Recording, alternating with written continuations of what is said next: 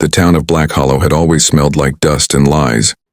But on the morning they dragged Eliza Crow into the square, the air felt thicker, as if even the sun hesitated to rise over what was about to happen, and people gathered not because they were certain of her guilt, but because certainty was never required when fear needed a body. And Eliza, barefoot and bruised, her dress torn at the hem, her wrists red from rope, did not scream as they pulled her past the saloon and the church, past men who once tipped their hats to her and women who once borrowed sugar from her kitchen, because screaming had never saved anyone in Black Hollow, and she had learned that long before this day, long before she stood beneath the gallows and looked up at the rope swaying gently like it was breathing, waiting, while whispers passed through the crowd like insects, liar, troublemaker, loose woman, and none of them said the word she had spoken first, the word that sealed her fate, rape, because that word, when spoken by a woman without a powerful man to confirm it, turned her not into a victim but into a threat, and threats were easier to silence than sins. The sheriff read the charges with a voice that shook just enough to show he knew this was wrong, but not enough to stop it. False accusation, disruption of public order, moral corruption, and Eliza watched his mouth move as if from underwater, her thoughts drifting not to her own death but to the ranch on the far ridge, to the man who owned it, to the man who stood somewhere in the crowd now, silent, unseen, and saying nothing, because Thomas Hale had always said nothing when words mattered most. And she wondered, not for the first time, if silence could be heavier than guilt. Thomas stood near the back, his hat pulled low, hands clenched so tightly his nails cut into his palms, staring at the woman he had once sworn to protect, the woman he had failed in ways the town would never know, because truth was a dangerous thing in Black Hollow, and Thomas Hale had spent his life burying it, beneath acres of land and years of hard work, telling himself survival was the same as innocence. And as Eliza was forced to her knees, her eyes finally found his, and there was no accusation in them, no plea, only a quiet understanding that cut deeper than any shout, and understanding that said she had told the truth and he had let the lie live. And the crowd mistook her silence for shame when it was actually resignation, the kind that comes when the world has already decided who you are. And a man stepped forward to read a letter, a final statement meant to show mercy. But mercy in Black Hollow was just another performance. And Eliza's story, the real one, the one that began months earlier on a storm-soaked night at the edge of Hale Ranch, when power took what it wanted and left her bleeding in the dark, was never going to be told by anyone who mattered, least of all the rancher who had seen the aftermath and chosen to look away, telling himself that if he stayed quiet, the land would stay his, the cattle would keep breathing, and the town would not turn its eyes on him next. And as the rope was tested and the platform creaked, the preacher whispered prayers no one believed, and the crowd leaned forward not out of cruelty but curiosity, because tragedy was the only entertainment Black Hollow could afford. And Thomas felt something crack inside him as Eliza's head was bowed, not in prayer but in exhaustion, and for the first time he understood that the cost of silence was not paid once but forever, paid in the lives of others until there was nothing left to lose. And the sun finally broke through the clouds just as the sheriff raised his hand, light spilling over the scene like a judgment too late to matter, and Thomas took a step forward before stopping himself, because men like him were good at stopping themselves, good at letting moments pass until there was no moment left to save, and the town held its breath, believing this was the end of a liar, never knowing it was the beginning of a truth that would burn Black Hollow to its foundations, a truth that would cost the rancher everything he owned, everything he was, and everything he believed survival meant. And as the rope stilled and the silence deepened, the story truly began, not with the snap of a neck, but with the unbearable weight of what had not yet been said. And if you're listening to this story now, standing on the edge of this moment with us, remember this. Stories like this exist because silence still exists, and the truth only survives when someone chooses to carry it forward. So stay with this story, subscribe to this channel, and don't turn away, because what comes next will demand witnesses. The drop never came, not that morning, because fate has a cruel sense of timing, and just as the sheriff's hand trembled in the air, a gunshot cracked from the edge of town, sharp and panicked, sending horses rearing and the crowd erupting into shouts. And in that instant of chaos, Eliza Crow was forgotten not as a human being but as an inconvenience postponed, hauled off the platform and dragged back toward the jail like a sack of grain.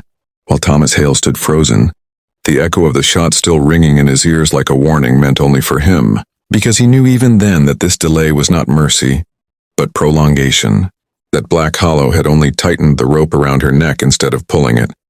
And as the town scattered toward the disturbance, Thomas felt the familiar instinct to disappear, to return to his ranch and let events rot on their own. Yet his boots would not move, his body refusing the lie he had lived with for years, the lie that silence kept men safe, and he watched Eliza vanish through the jail door without once looking back. Because she had already learned the cost of hoping, the gunshot turned out to be nothing more than a drunken accident, a boy mishandling his father's revolver, but by sundown the town had transformed the delay into a verdict, proof that even God needed more time to decide how much he deserved to suffer, and whispers spread faster than wildfire, twisting her accusation into myth, into warning, into justification, while Thomas rode back to Hale Ranch, beneath a sky that seemed too wide for a man carrying so much weight, the land stretching endlessly around him, beautiful and indifferent. And he remembered the night months ago when Eliza had come to his door, soaked from the rain, shaking so hard she could barely stand, her words tumbling out in fragments, blood on her sleeve, eyes hollow with terror, and he remembered how he had listened without interrupting, how he had known instantly who she was talking about, a powerful man with a name that owned the town the way Thomas owned cattle, and how Thomas had told himself that acknowledging the truth would only destroy them both, that justice was a luxury for men who could afford it, and so he had said nothing then, and said nothing again when the sheriff asked questions, and said nothing when the town chose a villain. And now silence followed him like a curse he could not outride. That night sleep would not come, because every time he closed his eyes he saw Eliza beneath the gallows, not crying, not begging, just watching him, and in that gaze was the unspoken knowledge that she had trusted the wrong man, and somewhere deep inside him something began to break loose, not courage yet, but shame, raw and spreading, because he understood now that the truth did not need his permission to exist, it only needed his refusal to bury it any longer. In the jail, Eliza sat alone in the dark, wrists raw from iron cuffs, listening to the town breathe through the walls, hearing laughter drift from the saloon, hearing life continue as if her suffering were a footnote.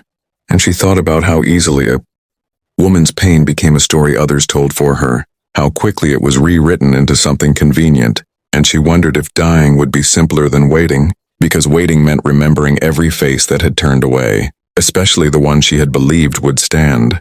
Days passed like slow torture, each morning bringing new visitors who came not to help but to stare, to measure her fear, to reassure themselves that they were not her, and each night the sheriff avoided her cell, unable to meet her eyes, while the man who had hurt her walked freely through town, untouched, his name never spoken aloud, protected by wealth and silence.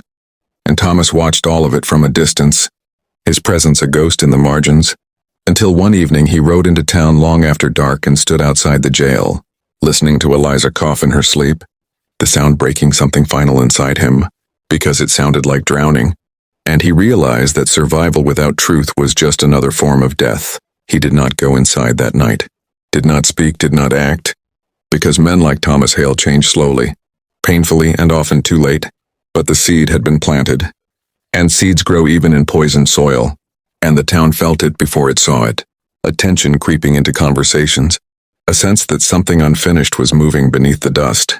When Thomas finally left, he did not return to his ranch but rode the perimeter of Black Hollow until dawn, replaying every choice that had brought him here, understanding at last that the truth was no longer content to wait, and that when it rose, it would not spare him simply because he had been afraid. And if you're still listening now, still following this story through the darkness, understand this. Every tragedy needs witnesses, and every truth needs someone willing to lose everything for it. So stay with us, subscribe to this channel, and don't look away because the reckoning is coming, and silence is about to become more expensive than any lie. By the time Thomas Hale finally spoke, the town had already decided what his silence meant, and that was the cruelest irony of all. Because when he rode into Black Hollow on the fourth morning after the failed hanging, men stopped talking and women stopped moving, not out of respect but suspicion, the kind that sharpens when it senses weakness, and Thomas felt it in the way eyes followed him, measuring him now not as a rancher but as a variable, and he understood then that silence, once broken, does not release a man gently. It turns on him like a betrayed animal, And he went first to the sheriff's office, not because he trusted the law, but because he needed to hear himself say the words out loud before fear could reclaim them. And when the sheriff looked up and saw him standing there, hat in hand, face hollow from nights without sleep, the room seemed to shrink, the walls pressing in as Thomas spoke. Eliza's name, and felt it land like a stone between them. And he told the sheriff what he had known. Not everything, not yet, but enough to make the man's jaw tighten and his eyes dart toward the door, because truth spoken aloud attracts danger the way blood attracts flies. And the sheriff did not thank him, did not offer justice, only whispered that powerful men did not fall easily and that Thomas was risking more than his reputation. And Thomas answered with a tired honesty that surprised even him, saying that reputation was a poor thing to die with when a woman was already being buried alive. Word traveled faster than Thomas did when he left that office, faster than horses and faster than reason, and by noon the town was buzzing, stories twisting like snakes, some saying Thomas was drunk, others saying he had always been soft, and a few saying quietly that maybe Eliza had not lied after all. And those whispers frightened Black Hollow more than the accusation ever had, because doubt threatens order, and order was the only god the town truly served. Eliza felt the change before she saw it, because the jail had a way of breathing differently when something shifted outside, the air heavier, footsteps lingering longer near her cell. And when the sheriff finally came to her door, his face pale and conflicted, she knew without being told that Thomas Hale had spoken. And the knowledge did not bring relief, only a deep aching exhaustion, because truth delayed is not the same as truth delivered, and she wondered if it mattered now who believed her when belief could not undo what had already been done to her body, her name, her life. Thomas did not go home that night, because there was no home left untouched by this choice, and instead he stood at the edge of town watching lights flicker in windows, listening to arguments spill into the street, feeling the town fracture around him. And he knew then that Black Hollow would not forgive him for forcing it to see itself, because towns like this survive by convincing themselves they are good, and anyone who disrupts that illusion becomes the enemy. And by morning the consequences arrived not as violence but isolation, ranch hands quitting without explanation, suppliers refusing credit, men who once shared drinks now crossing the street to avoid him, and Thomas accepted it all without protest. Because every loss felt earned, felt overdue. The man who had hurt Eliza did not confront Thomas directly, because power rarely needs to. Instead, pressure came quietly. Contracts withdrawn, grazing rights challenged, threats wrapped in politeness. And Thomas understood that the truth had begun to cost him exactly what he had tried to protect with silence all along, and the irony burned hotter than fear, because he realized he had lost everything anyway, only now the loss meant something. When Eliza was brought before the town again, not to be hanged but questioned, the crowd was smaller, tighter, angrier, and she stood straighter than before, not because she felt brave, but because she had nothing left to lose. And as Thomas watched from the edge, barred from standing beside her by nothing more than fear and history, he saw something in her he had not seen before. Not hope, but resolve, the kind born when survival becomes an act of defiance. And she spoke again, her voice shaking but steady enough to cut through the murmurs, and for the first time the town listened, not because it believed her, but because it could no longer pretend not to hear. Still, justice did not arrive, only delay and danger.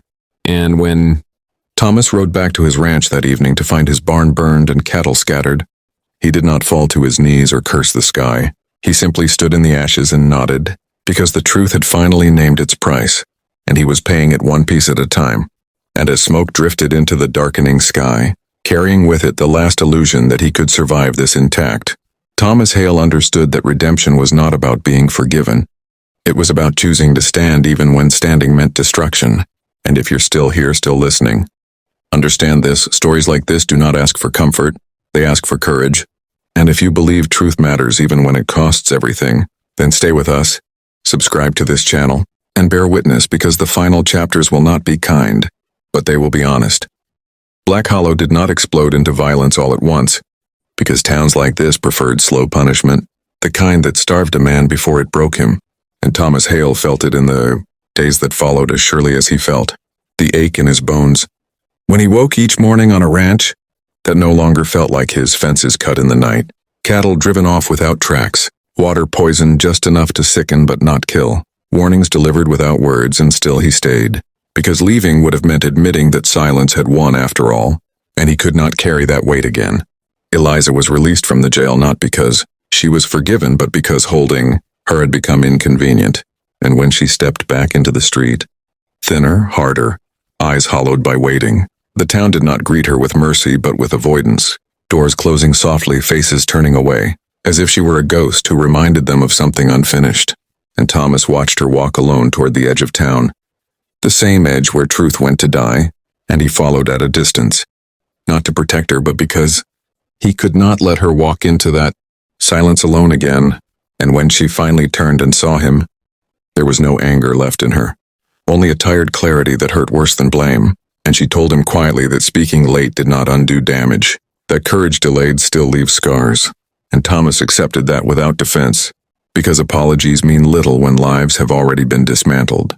The man who had hurt her remained untouched, his power woven too deeply into the town's survival. And when whispers surfaced that Eliza might leave Black Hollow altogether, something ugly hardened in the town's heart, because letting her go meant letting the truth travel. And one night she did not make it home, her absence stretching until dawn before anyone dared say her name out loud. And Thomas felt the old terror return, sharper now, because this time silence would not protect him even if he tried, and he rode out alone, following instinct rather than reason, finding signs the others pretended not to see. A broken branch, a dropped shawl, blood darkening the dirt where someone had been dragged. And with each mile the truth carved deeper into him, because this was the cost he had feared all along, not losing land or reputation, but losing the chance to stop something irreversible. He found her alive near the ravine beyond town, bruised, shaken, left as a warning rather than a corpse, because death would have made a martyr, and Black Hollow feared martyrs more than monsters. And as he carried her back toward the ranch, Thomas understood that the town had crossed a line it could not uncross, and that his silence had helped draw it there. By morning word spread not as rumor but as threat, and Thomas was summoned not by law but by men, faces he had known his entire life, now closed and unforgiving. And they told him plainly that Black Hollow could survive many sins but not exposure, that if he spoke again, if he pushed further, there would be nothing left for him to lose except his life. And Thomas listened without interruption, because he finally understood the shape of the choice before him. And when he answered, his voice was steady, not with bravery but resignation, telling them that if truth required his life, then at least it would not require his silence again. Eliza begged him to leave, to ride until the town was only a memory, because she had already paid enough for both of them. But Thomas shook his head, knowing that running would only move the lie, not end it, and that redemption was not escape but endurance. And that night, as the ranch burned again, this time the house itself, flames licking the sky like a signal, Thomas stood beside Eliza, watching everything he had built collapse into ash. And he felt strangely calm, because the truth no longer had anything left to take from him except his body, and even that felt like a fair trade now. If you're still listening, still walking through this fire with us, understand this: truth does not arrive gently. It arrives like a storm that strips everything false away, and the final cost is always higher than expected. So stay with this story, subscribe to the channel, and don't turn back now, because the last chapter is where silence finally dies. Black Hollow woke the morning after the fire to a stillness that felt unnatural, the kind that follows a scream so loud it leaves the world temporarily deaf, and smoke lingered low over the ruins of Hale Ranch like a reminder no wind seemed eager to erase. And Thomas Hale stood where his home had been, ash clinging to his boots, knowing with a clarity that surprised him that this would be the last day the town allowed him to breathe freely, because men who force truth into the open rarely survive the moment it becomes undeniable. And yet he felt no fear now, only a heavy calm, the kind that comes when all choices have already been made. Eliza watched him from the edge of the clearing, wrapped in a borrowed coat, her body healing slowly but her spirit marked forever. And she understood before he spoke that he was not planning to run, because men like Thomas only learned the cost of silence when it was already too late. And now he meant to pay the final installment in full. They rode into town together at dawn, not as allies seeking justice but as witnesses delivering truth. And Black Hollow sensed it immediately.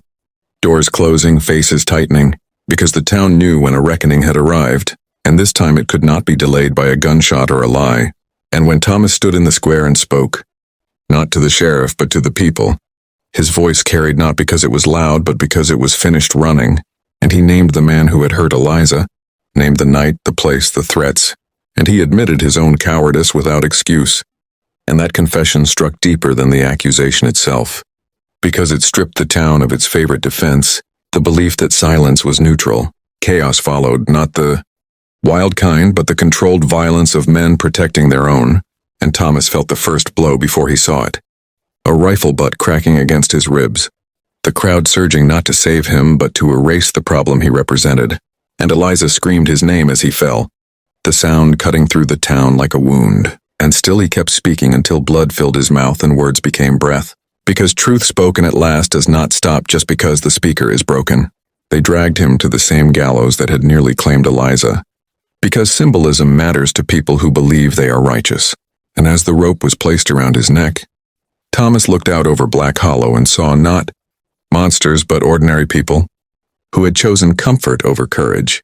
And he realized then that the town would tell this story differently, that they would say he was unstable, that Eliza had corrupted him. That order had been restored, but he also knew something they did not, that truth does not belong to those who kill it. It belongs to those who survive it. The drop came quickly, efficiently, because mercy is easier when it pretends to be justice. And when Thomas Hale's body stilled, something in Black Hollow shifted, subtle but permanent, because lies can kill men but they cannot kill consequences. Eliza left that day, walking out of town without looking back, carrying no proof but memory, no justice but survival. And years later, people would speak of Black Hollow in lowered voices, about how cattle sickened and businesses failed and families drifted away, because towns built on silence eventually starve. And travelers would sometimes ask about the rancher who told the truth too late, and those who remembered would say nothing at all. Because even now silence felt safer. But stories do not belong to towns. They belong to those willing to carry them forward. And if you're hearing this now, understand that Thomas Hale did not die a hero, and Eliza Crow did not win justice. But the truth was spoken, and that is how real change begins. Painfully, imperfectly, and at great cost. So if this story moved you, if it made you uncomfortable, if it stayed with you longer than you expected, then don't let it disappear into silence. Subscribe to this channel, share this story, and keep listening. Because as long as these stories are told, truth still has a voice even when it costs everything.